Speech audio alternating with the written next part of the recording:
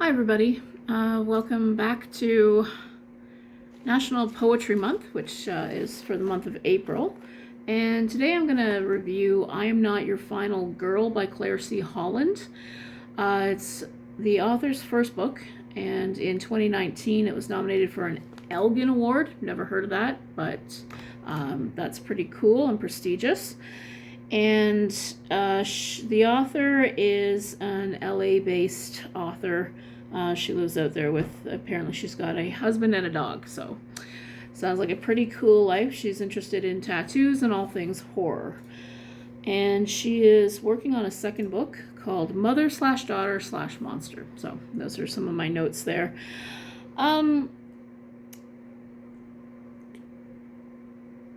Going from what she wrote in her introduction, the book was, she wrote this series of poems as a response to, I guess, a lot of the anger and frustration that a lot of women felt after the 2016 election, when 45 was elected, and it was so completely disappointing. I mean, even if you're not a Hillary fan, excuse me, somebody like 45 it's a kick in the teeth to all women. I mean, he is an admitted serial sexual assaulter. He is I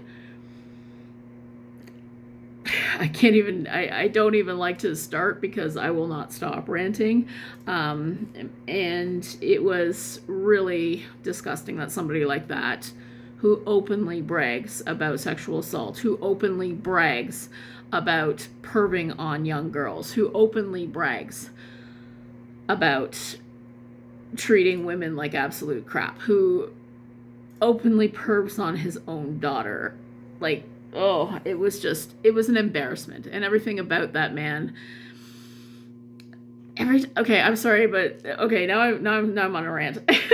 Every time he opened his mouth, it was like listening to somebody have squelching diarrhea. It was disgusting and it was embarrassing. And I spent 4 years being embarrassed for Americans. Okay, I'm gonna leave it at that. So luckily for Ms. Holland, she was able to find a creative outlet and to write this book. And she took comfort in the journeys of these women in horror. The book's organized in 4 parts of 10 poems apiece, and each one has a description of, I guess, the overarching theme of that particular section. So there's assault, possession, destruction, and transformation are the 4 parts of the journey.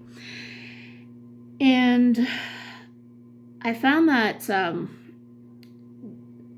what I liked most about it was that each one sort of cleverly refers to the movies that it's talking about, but it's not a rehash of just, this is what happened to me. The author tries to get into the character's head, and she writes a lot about body horror and about the menace of these outside things that are coming at you, and the frustration of being a victim and not always able to fight back. And then when you can finally find the strength to fight back, what you're able to accomplish. And it's not even necessarily always what you want to accomplish.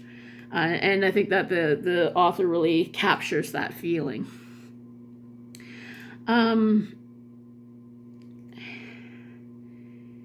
And she wrote that if you're looking for an out, horror can be an escape, in an interview that she did with Sadie Hartman. You can find that on her blog. I liked that some of the images really nailed part of the films without actually saying, oh, this is what this is about. The one image that I really liked was she talks about the knobs on the back of Ginger's spine during the transformation, and Ginger snaps. And you know immediately what she's talking about, but she uses it and frames it in a different way. I found that really clever. I don't know if I would have appreciated the poems and the subjects a little bit more if I had seen all the movies. I'm not sure because I've only seen maybe a quarter of them.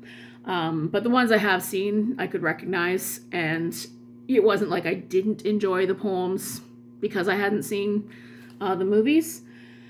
So you might want to keep that in mind. My only quibble, okay, I used to write poetry. I used to edit the poetry journal at university. I wouldn't consider myself an expert or anything. I kind of know what I like and what I have a feel for. And the one thing that I was never a big fan of was when a poem asks a question and then it's a leading question but doesn't answer the question. And the author does this occasionally in her poems, and it just kind of rubs me the wrong way when somebody does that, because to me it always feels like it sort of weakens the point that the author's trying to make if you just sort of leave this question hanging. Have you ever felt the fire? Well, what's that supposed to mean? But that's like a personal pet peeve about poetry. If you're reading it, you might not even notice it. I don't know. It's just one of those things I sort of notice.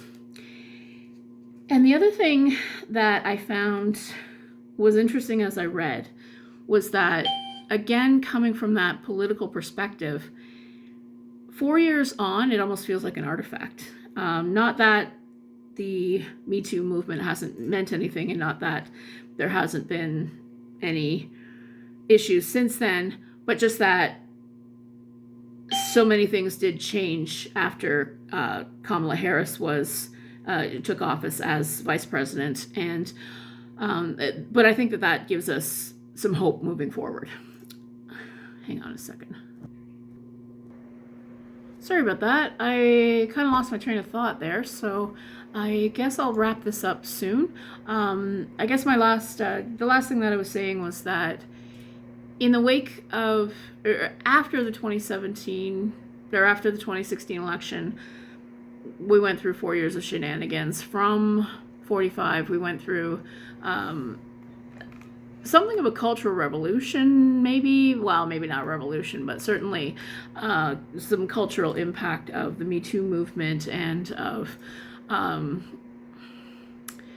however you feel about it, what they call cancel culture. We're certainly becoming more, I guess, aware of the way that women are treated in public and the way that women are treated in our entertainment. And I think that this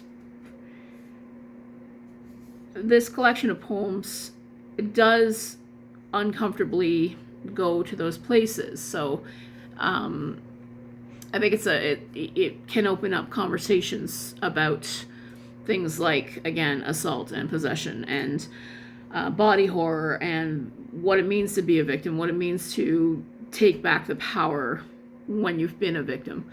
The only thing that I would have liked to see maybe a little more of, just because these are horror tropes that we're looking at, is maybe a little bit more of the subjects having more agency.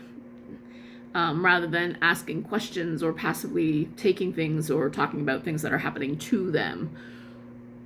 The activity of what's happening, what they're going to do next, right? And I think that that's probably a little bit more of where my annoyance at asking questions in poetry comes from. But again, I mean, when you've got a poem, you've only got a tiny little space to explore these ideas. But overall, I really enjoyed it. I give it 4 out of 5 stars. And if you like horror, if you like body horror, if you like images and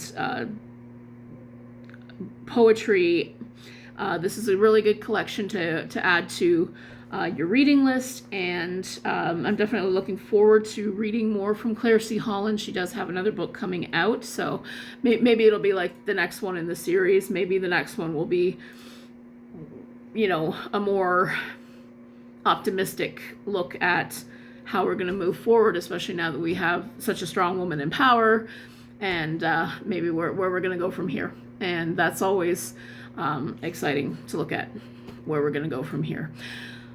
So I guess that's all. I did want to maybe touch on what the final girl means, but if you want to know about it, I'm sure you probably already know about it, but I've got a soft spot for Carol Clover, so Men, Women, and Chainsaws is a great book. I do highly recommend it if you want to learn more about the idea of the final girl.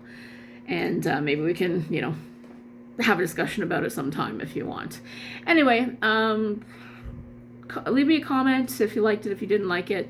I hope you'll go out and check out some of the work by Claire C. Holland, and I hope you're reading lots of great horror. Have a great day.